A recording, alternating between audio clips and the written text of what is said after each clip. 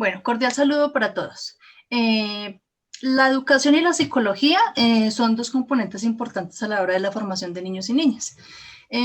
Por lo siguiente, hoy tenemos una gran invitada que nos va a hablar un poco del tema. Ella es Denis Andrea Pérez Murillo. Aparte de ser una gran mujer, es una psicóloga y orientadora con experiencia en el tema y el cual nos va a guiar un poco. También está a mi lado la compañera Dani Luz Castaño. Mi nombre es Seleni Jaramillo y somos estudiantes de la Universidad Iberoamericana en el área de pregrado. Gracias, Eleni. Hola, Denis. Pues me gustaría pedirte que por favor tú hicieras una presentación para que nos quedara acá en la entrevista. Gracias. Buenos días. Bueno, mi nombre es Denise Andrea Pérez Murillo. Soy psicóloga. Tengo una maestría en pedagogía. Llevo 18 años de experiencia como psicóloga. En el área de orientación educativa tengo una experiencia de ya casi 9 años. Trabajo con la Secretaría de Educación de Bogotá como orientadora escolar en un colegio distrital de aquí de la ciudad de Bogotá, específicamente la localidad de Bosa. Bueno, como ya escuchamos a Denis, entonces tenemos a la persona indicada para que nos guíe un poquito acerca del tema y porque ahorita le vamos a hacer unas pequeñas preguntas para ahondar un poco más en el tema. Pensando en la educación por sí sola es estéril para la sociedad. ¿Cuál es la importancia de la psicología educativa en el ámbito socioeducativo? Bueno, hablar de la educación estéril, no sé si se ve solamente como un proceso para la adquisición de conocimiento, sí, podría ser. Pero yo veo la educación como un proceso de formación del ser humano. Y pues mirando cuál es el papel de la psicología educativa, yo creo que el papel de la escuela es el papel de la socialización, brindar espacios de socialización para los estudiantes. La psicología educativa, ¿en qué interviene ahí? En procurar un bienestar, un buen ambiente en la escuela, ¿m? Para que esta socialización se dé y un niño cuando se socializa logra aprender más fácil. ¿M? Logra aprender más fácil porque logra aprender a interactuar, que es lo primero que debe hacer un niño. Entonces ahí entraría la psicología, a trabajar por el bienestar, un buen ambiente en la escuela. Eso creo yo. Gracias, Denis. Denis, ¿y si la función del psicólogo orientador ha de sobrepasar el marco escolar para integrarse en los ámbitos familiar y comunitario, entonces, ¿cuál es el papel del orientador en una institución educativa? Bueno, primero, el orientador escolar, desde el Ministerio de Educación Nacional, ellos brindan que no solo tiene que ser psicólogo, ¿no? Y es importante aclarar, hay varios perfiles para ser orientador escolar, como es trabajo social, psicopedagogía, sociología y otras áreas. Sí, es el orientador, desde las directrices que da el Ministerio de Educación, tiene un papel como transversal. ¿M? En la gestión directiva, entonces todo lo que es organizar, planear el PEI, participar de procesos macro de la institución. También trabaja en la parte académica, ¿m? En la parte convivencial. Pero pues yo creo que el papel del orientador es un papel dinamizador. ¿M? Que debe hacer promover todo lo que, trabajar toda la parte social, la parte psicológica y emocional de la comunidad educativa. ¿M? Cuando se trabajan estos papeles, eso se ve reflejado en los otros ámbitos, el familiar y el comunitario. Pero el orientador también tiene un papel grandísimo en las instituciones y es el papel de garante de derechos, ser garante de derechos, ¿sí? ¿Qué tenemos que hacer los orientadores? Estar atentos ante posibles vulneraciones a los niños para establecer acciones, direccionar hacia las a entidades competentes para garantizar esos derechos. Y eso involucra, va por ende, la familia y va por ende la comunidad. Ok, gracias. Bueno, de pronto escuchando la respuesta anterior, podemos complementar la siguiente pregunta. Como ya sabemos, el psicólogo o el orientador tiene, digamos que unas tradiciones específicas o una labor específica de pronto en el rol del colegio. ¿Cuáles son esas otras áreas de intervenir el psicólogo como orientador en la institución educativa? La orientación, como yo le decía, va en todo, tenemos que trabajar en todo. ¿sí? El ministerio también nos habla que tenemos que hacer orientación vocacional, tenemos que hacer escuelas de padres, tenemos que hacer ciertas cosas, ¿sí?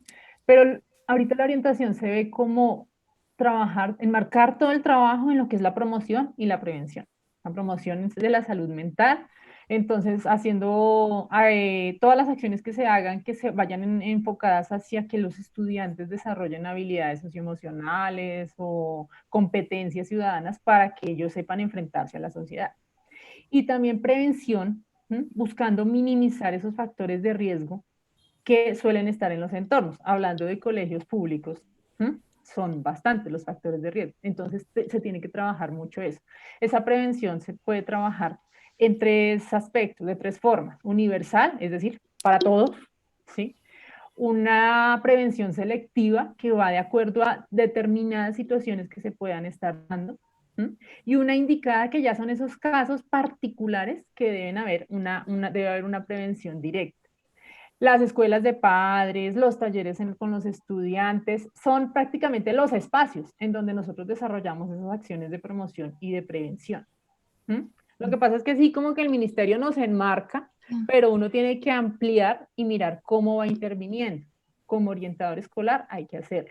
Ya el tema de cómo se hace como psicólogo es que ya cuando se va a hacer todas esas acciones tiene que ver mucho el perfil de cada uno. El psicólogo, los psicólogos intervenimos de una forma, pero el trabajador social tiene pues obviamente su formación y así lo va haciendo, pero sí tenemos que enmarcarnos en lo que es la promoción y la prevención, que es lo que más se necesita actualmente. Claro. Ok, Denise, y partiendo de la premisa de que el orientador y también la orientación son agentes de cambio social y cultural, ¿cuál es el papel entonces que cumple la familia y la comunidad en estos procesos de orientación que realiza el psicólogo en la institución educativa? Un papel vital, o sea, uno sin la familia no hace nada, porque la familia y la comunidad son los sistemas en los que se desenvuelve el estudiante, ¿sí? Si la familia no apoya, estamos maniatados, ¿sí? La familia es el entorno principal del niño, entonces es el que tenemos que empezar a trabajar, El ¿sí? Sea microcontexto. el proceso, exacto, sea el proceso que esté haciendo. La comunidad, ahí están las redes de apoyo. Tenemos que identificar cuáles son las redes de apoyo que tiene cada niño y cada familia para poder actuar. Lastimosamente, a veces la familia es la más difícil porque nos toca jalonar y jalonar y jalonar para que ellos hagan algo. Eso fue algo que nos pasó, por ejemplo, en esta época de cuarentena, de estar encerrados de la virtualidad. Ha sido muy difícil porque las familias no han visto como no digo que todas, pero no han visto como la importancia de la La escuela. mayoría. Entonces, ahí hemos visto fracturados, pero si no está la familia y la comunidad, es muy difícil desarrollar los procesos de orientación. Son los, sí, Estaban preparados para una situación de esta, ¿cierto? Porque, digamos, el rol que asumen en la educación de los niños siempre ha sido más pasivo. Ahorita lo tuvieron Sí, que hacer de una manera muy activa y eso yo creo que impactó mucho en su salud mental, incluso como en la convivencia familiar. claro, sí, en sí, todos señor. los sentidos, sí.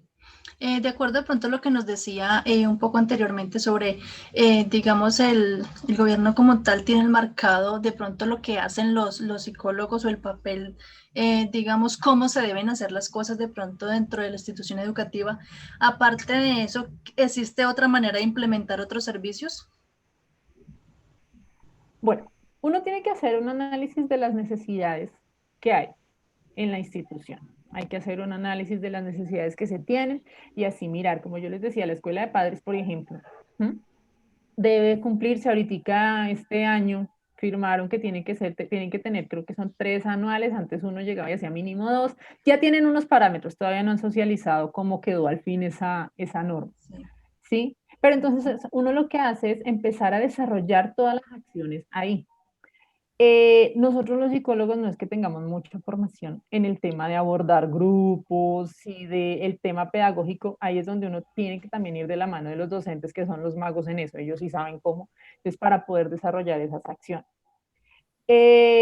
Orientación, lo que digo, tiene la parte de promoción, puede hacer intervenciones grupales, entonces va a un taller con los estudiantes y puede desarrollar, en el mismo taller puede desarrollar acciones de promoción y de prevención. Hablemos, por ejemplo, de un taller para niños de el cuerpo. Entonces estamos hablando del cuerpo, entonces estamos manejando el conocimiento del cuerpo, les estamos diciendo cómo se cuida su cuerpo, les estamos dando los nombres de las partes de su cuerpo, los nombres correctos. Y con esas acciones pequeñitas estamos enseñándole reconocimiento corporal, estamos hablando de autocuidado y estamos haciendo prevención de abuso sexual. ¿Mm? Con eso, ahí estamos tocando todo eso. Nos toca ser bastante creativos, porque además tenemos muchos niños. Entonces toca empezar a trabajar. Se trabajan también intervenciones individuales, donde es hablar con el estudiante y abordar específicamente su grupo familiar. Un tema específico. Exacto. Y también tenemos que vincularnos a los procesos del colegio. Entonces, que si hay una izada de bandera que nos aplica, nos tenemos que meter en la izada de bandera. Que si hay la feria de, ¿qué se me ocurre? Entonces, la feria universitaria tenemos que enfocarnos hacia allá. Que si hay la Semana por la Paz, tenemos que enfocarnos porque tenemos que también estar en todos los procesos. Entonces, hay unos parámetros, pero ya cada institución tiene sus necesidades y tenemos que adaptar todo eso a las necesidades de la institución. Más lo que hay que mantener activo todo el tiempo, como por ejemplo la prevención del bullying, ciberacoso, que haya inclusión, temas de, por ejemplo, de relacionados con peligro de consumo de drogas. No, son muchos problemas. Son muchas cosas. Sí, señor. Okay. Gracias, Denise. Bueno, si los programas o estrategias de orientación son clave para la implementación de los principios de prevención, desarrollo e intervención que se deben incluir a la comunidad educativa en general, entonces, ¿cómo se logra que el trabajo colaborativo se produzca en el contexto educativo? Bueno, tiene que haber un trabajo articulado. Definitivamente tiene que haber un trabajo articulado. Orientación escolar no puede ser una isla. Una isla aparte, entonces a veces ocurre que orientación escolar es la oficina que queda en el último rincón del colegio y por allá nadie se arrima. Sí, y a veces el orientador no sale, no. Así era en mi colegio. Exacto. Orientación escolar tiene que estar en todo, ¿sí? Tiene que conocer todo. El simple hecho que uno salga y esté viendo la presentación de los niños que tanto trabajaron para su izada de bandera, vuelvo al tema, eso es mostrar, estar ahí y lograr ver que hace parte de algo, involucrarse. Motivarlos. Entonces, articular el trabajo con los docentes, articular el trabajo con los directivos, planear cosas que los involucren, participar de las actividades. Lo más difícil a veces es involucrar a los padres. Sí, sin embargo, por ejemplo, si yo hago una actividad y dejo de tarea al papá que tiene que escribirle una carta al niño, ahí estoy involucrando. Lo importante es siempre buscar una articulación, no ser una isla aparte, porque si no, allá se queda esa isla y no redunda en nada en la comunidad. Importante. Dentro de los mismos estudiantes también se pueden elegir algunos que tengan pues ciertas competencias o habilidades que también puedan apoyar. Esas son estrategias que se pueden realizar, hacer grupos focales para fomentar determinadas acciones, pero es que todas las acciones lo determinan las necesidades del contexto, ¿sí? Todas las acciones. Por ejemplo, hay programas que son de la Cámara de Comercio, en algunos colegios lo tienen aquí en Bogotá, que es el programa Hermes, que es un programa de conciliación, ¿sí? Eso sobre todo lo manejan bachillerato, ¿sí? En secundaria yo tengo hasta cuarto de primaria, entonces allá van y nos visitan y ellos son los que hacen las conciliaciones, pero ellos mismos promueven eso, ¿sí? Uno como orientador que hace puede pedir como una jornada de conciliación y entonces ellos van y eso hace la interacción entre ellos y hace que crezca todo el tema de liderazgo, de fomentar ese tipo de situaciones, ayuda bastante. Ok, sí, eso es importante. Bueno, se dice que la orientación es un proceso sistemático. ¿Cómo cuáles son esos pasos o esas fases para lograr una buena estrategia o intervención psicológica en el contexto educativo? Bueno, intervención psicológica No sé si se refieren específicamente a una intervención psicoterapéutica, ¿sí? Porque ese tipo de intervención no se puede realizar. Ya les dije, cada orientador tiene una profesión diferente. Sí. En mi colegio somos 6 orientadores, 3 psicólogos, 2 trabajadoras sociales y una psicopedagoga. Entonces, hacer intervención psicoterapéutica no se podría. Las funciones propias del cargo no lo permiten. Se supone que el sector educación está articulado con el sector salud. Entonces, nosotros como sector educación identificamos una situación que amerita un proceso psicoterapéutico, entonces debemos remitir a salud para que salud lo atienda, ¿sí? Ya más es como en el abordaje que cada profesional dé a las situaciones específicas, ya sea grupales o sea individuales. Entonces, cuando hablamos de pasos, ¿hmm? Sí, podemos decir que siempre hay una identificación de alguna situación, sea Sí. grupal o individual, hay una identificación. ¿Quién suele hacer la primera identificación? El docente. El Ok. docente que es el que está ahí. Si es una situación familiar, ya que de pronto el padre vaya y solicite la atención, pero alguien identifica la situación. Y hay rutas a seguir. ¿Sí? Hay rutas a seguir. Incluso la Secretaría de Educación de Bogotá tiene unos protocolos para cada situación. Entonces está el protocolo para cada situaciones de violencia intrafamiliar, para situaciones de abuso sexual, para situaciones de conducta suicida, para situaciones de acoso escolar. Entonces esos protocolos se deben seguir, adaptándolos a la institución.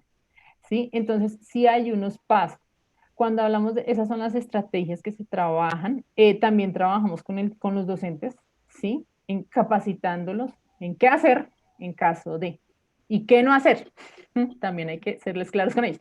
¿Qué no hacer con algunas situaciones? Hay unos pasos, depende de cada situación, pero regularmente se identifica, se hace una valoración, se miran las necesidades que se tiene.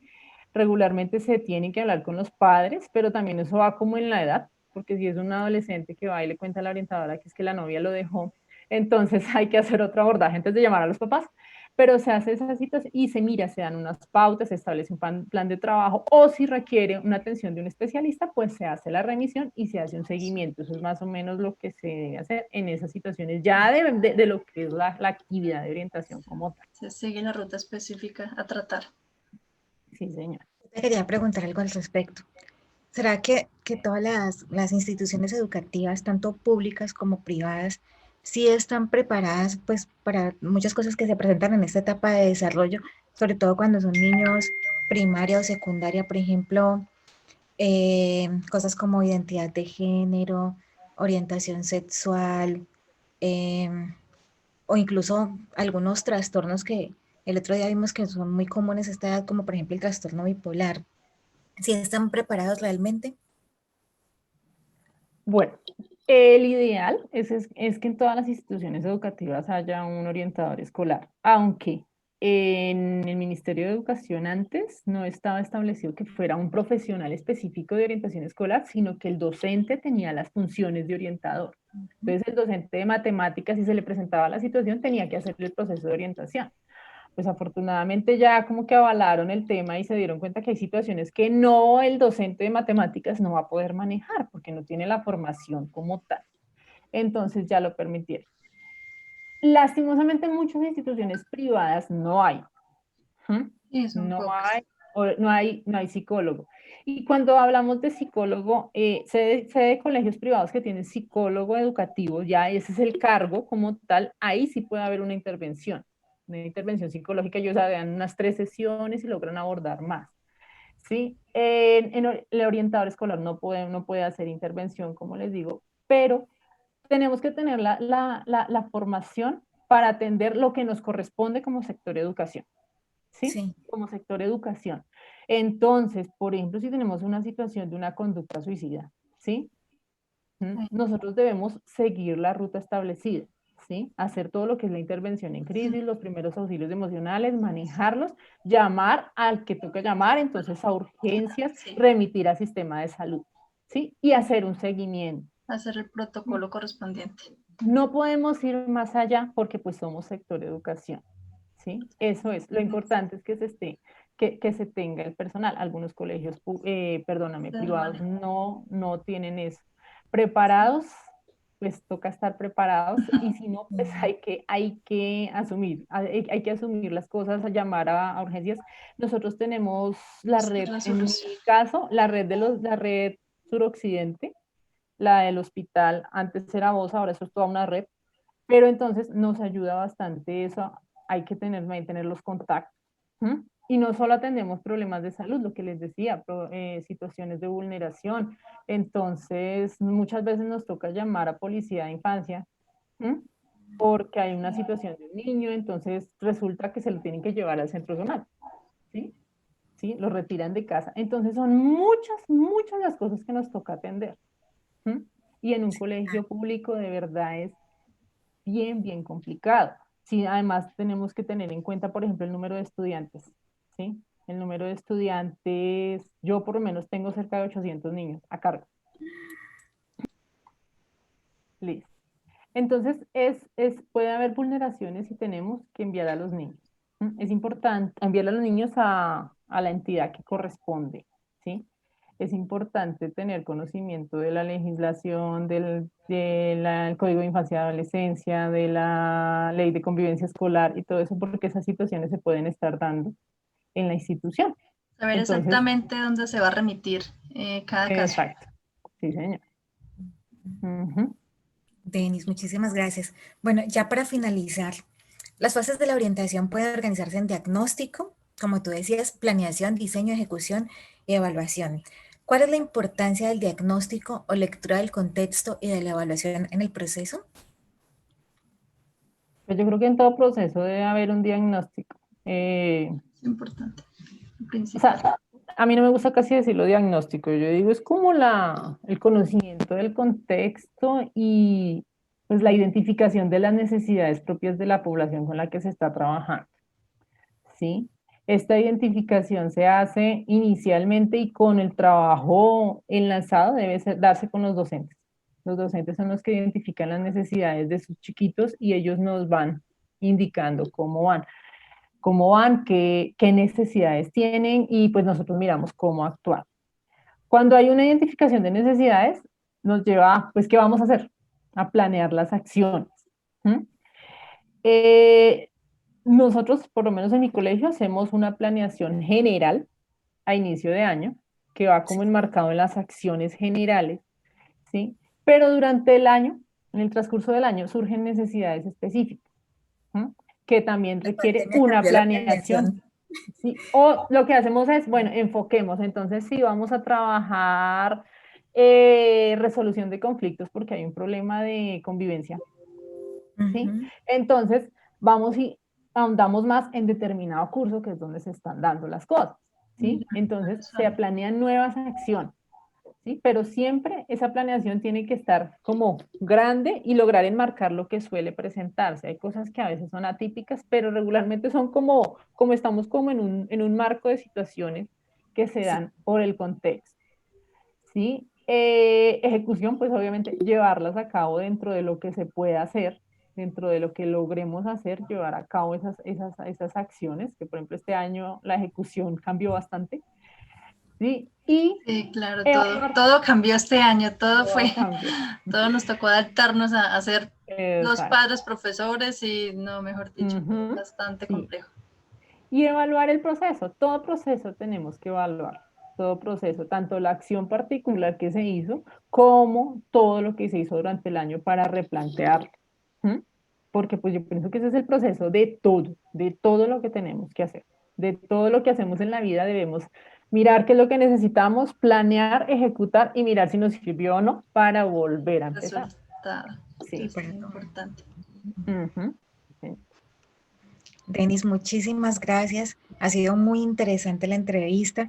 Realmente vemos que es un campo de acción que requiere un gran reto personal, de un compromiso, ¿sí? Que pues todo psicólogo que esté en este campo le espera trabajar muy duro, muy arduo y sobre todo porque es el futuro de Colombia, ¿no? Los niños.